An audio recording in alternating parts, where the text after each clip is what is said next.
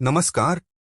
आज हम आपको एक ऐसी प्रेरणादायक और धर्मशास्त्र पर आधारित कथा सुनाने जा रहे हैं जो यह स्पष्ट करती है कि हमें अपने घर या भवन के पास कौन से वृक्ष लगाने चाहिए और किनका रोपण वर्जित माना गया है। यह कथा भगवान श्री कृष्ण और उनके प्रिय सखा के संवाद से शुरू होती है। एक दिन भगवान श्री कृष्ण के परम मित्र उनसे मिलने द्वारका नगरी आए। भगवान ने उनका आत्मीय स्वागत किया और उनसे उनके आने का कारण पूछा। सखा ने हाथ जोड़कर कहा, हे केशव, आप तो सर्वज्ञ हैं, फिर भी मैं आपसे यह जानना चाहता हूँ कि मनुष्य को अपने घर के आसपास कौन से वृक्ष लगाने चाहिए जिससे जीवन में सुख, समृद्धि, स्वास्थ्य और रक्षा बनी रहे, और किन वृक्षों से बचना चाहिए जो दरिद्रता, रोग या भय का कारण बन सकते हैं। भगवान श्री कृष्ण यह सुनकर मुस्कुराए और बोले, हे सखा, तुमने संपूर्ण मानव जाति के कल्याण से संबंधित अत्यंत महत्वपूर्ण प्रश्न किया है। वृक्ष न केवल पर्यावरण को शुद्ध करते हैं, बल्कि उनका सीधा प्रभाव मनुष्य के जीवन, मन और भाग्य पर भी पड़ता है। आज मैं तुम्हें एक पुरानी कथा सुनाता हूँ जिससे तुम्हारा प्रश्न स्पष्ट हो जाएगा। भगवान श्री कृष्ण ने कथा प्रारंभ की। प्राचीन काल में मध्य देश में एक सुंदर नगरी थी जहां धनेश्वर नामक एक वैश्य अपनी धर्मपत्नी सुमति के साथ निवास करता था। दोनों धार्मिक और सदाचारी थे। भगवान विष्णु के परम भक्त धनेश्वर की आय और व्यापार उत्तम था। उसकी पत्नी भी गृह कार्य में दक्ष और सुशील थी। उनके जीवन में किसी भी प्रकार की कमी नहीं थी। एक दिन सुमति ने अपने आंगन को हरियाली से भरने के उद्देश्य से कुछ वृक्षों और पौधों का रोपण किया, किंतु दुर्भाग्यवश उसे यह ज्ञान नहीं था कि कौन से वृक्ष शुभ होते हैं और कौन से अशुभ। उसने केवल अपनी पसंद के अनुसार वृक्ष लगाए, जिनमें कुछ ऐसे भी थे जो शास्त्रों और वास्तु के अनुसार अत्यंत अशुभ माने जाते हैं। कुछ समय बीता और उनके जीवन में संकटों का सिलसिला शुरू हो गया। व्यापार में भारी नुकसान हुआ, घर में क्लेश और कलह बढ़ने लगे, पति पत्नी में अनबन होने लगी और अंततः उनके पास भोजन तक के लिए धन नहीं बचा। धनेश्वर काम की तलाश में इधर उधर भटकने लगा, लेकिन उसे कहीं कोई कार्य नहीं मिला। सारा धन समाप्त हो गया, गहने बेचने पड़े और दरिद्रता ने घर को जकड़ लिया। इन सब का कारण उन्हें ज्ञात नहीं था। ऐसे ही एक दिन एक तेजस्वी साधु महात्मा उनके द्वार पर आए।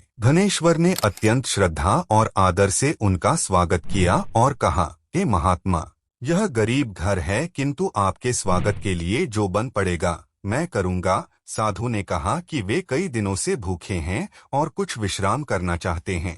धनेश्वर की पत्नी के पास उस समय भोजन की कोई सामग्री नहीं थी। धनेश्वर गांव के सेठ के पास गया और ऋण मांगने लगा। पहले तो सेठ ने उसे अपमानित किया, लेकिन फिर वह उसकी विनती सुनकर कुछ धन देने को तैयार हो गया, इस शर्त पर कि यदि धनेश्वर समय पर ऋण न चुका सका तो उसे अपना घर सेठ को देना होगा। धनेश्वर ने शर्त स्वीकार की और अन्न सब्जी लेकर घर लौट आया। उसकी पत्नी ने भोजन तैयार किया और साधु को प्रेम पूर्वक भोजन कराया। साधु उस सेवा भाव और श्रद्धा से अत्यंत प्रसन्न हुए और बोले, हे वैश्य, तुमने कठिन परिस्थिति में भी मेरी सेवा की, इसलिए मैं तुम्हें आशीर्वाद देना चाहता हूँ। कोई भी मनोकामना हो तो बताओ। धनेश्वर ने कहा, हे महात्मा, कृपया बताएं कि मेरे जीवन में यह दरिद्रता क्यों आई और इससे मुक्ति कैसे मिले। साधु ने उत्तर दिया, हे पुत्र, जब मैं तुम्हारे द्वार आया तभी मैंने अनुभव कर लिया था कि तुम्हारे जीवन में दरिद्रता अशुभ वृक्षों के कारण आई है।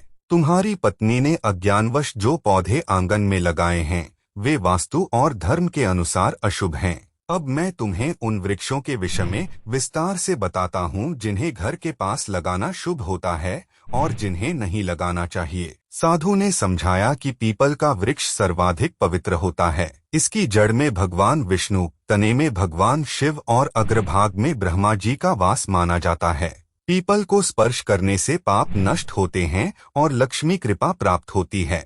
आंवला जीवनदायी फल है, इसका पौधा भगवान विष्णु को प्रिय है और इसे लगाने से रोग नाश, दीर्घायु और दरिद्रता का नाश होता है। अशोक का वृक्ष मानसिक दुख और शोक का नाश करता है।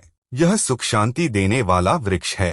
पाकड़ का वृक्ष यज्ञ के समान फल देने वाला है, विशेषकर कलयुग में। नियम का वृक्ष सूर्य देवता को प्रिय है और यह रोगों से रक्षा करता है। जामुन का वृक्ष कन्या प्राप्ति हेतु शुभ है। बेल का वृक्ष भगवान शिव को अत्यंत प्रिय है और यदि उसके पास गुलाब का पौधा लगाया जाए तो शिव पार्वती का आशीर्वाद प्राप्त होता है। नारियल का वृक्ष शुभता और प्रतिष्ठा देने वाला है। अनार, पलाश, अंकोल और खैर जैसे वृक्ष क्रमशः सुंदर पत्नी, ब्रह्मातेज, वंशवृद्धि और आरोग्यता के लिए श्रेष्ठ माने गए हैं। मोगरा कुंद पौधे में गंधर्वों का वास होता है और यह कला के क्षेत्र में सफलता देता है। बेंत का वृक्ष चोरों और लुटेरों से रक्षा करता है। चंदन और कटहल पुण्य और लक्ष्मी देने वाले वृक्ष हैं। केला भगवान विष्णु का प्रिय वृक्ष है और इसे घर में लगाने से धन की वृद्धि होती है। पारिजात को लक्ष्मी स्वरूप माना गया है।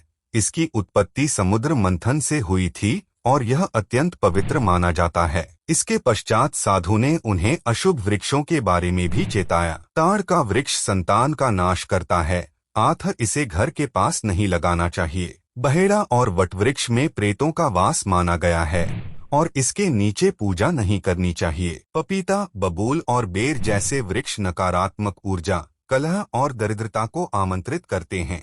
जिन पौधों से दूध निकलता है उन्हें घर के पास नहीं लगाना चाहिए। तुलसी का पौधा यदि दक्षिण दिशा में हो तो संतान को कष्ट होता है, अतः इसे उत्तर या पूर्व में लगाना चाहिए। यदि किसी मृत वृक्ष की छाया घर पर पड़ती है तो यह मृत्यु का संकेत माना जाता है और उसे तुरंत हटाना चाहिए। साधु महात्मा ने कहा, हे वैश्य, अब तुम इन बातों को स्मरण रखकर अपने घर में शुभ वृक्षों का रोपण करो और अशुभ वृक्षों को हटा दो। भगवान की कृपा से तुम्हारे जीवन में पुनः समृद्धि लौटेगी। इतना कहकर वे साधु अंतर्ध्यान हो गए। धनेश्वर और उसकी पत्नी यह देखकर चकित रह गए और उन्हें समझ आ गया कि वे कोई साधारण साधु नहीं बल्कि साक्षात भगवान विष्णु ही थे। फिर उन्होंने तुरंत अपने आंगन से अशुभ पौधों को हटाया और पीपल, आंवला, बेल, अशोक जैसे शुभ वृक्षों का रोपण किया। कुछ ही समय में उनके जीवन में परिवर्तन आने लगा।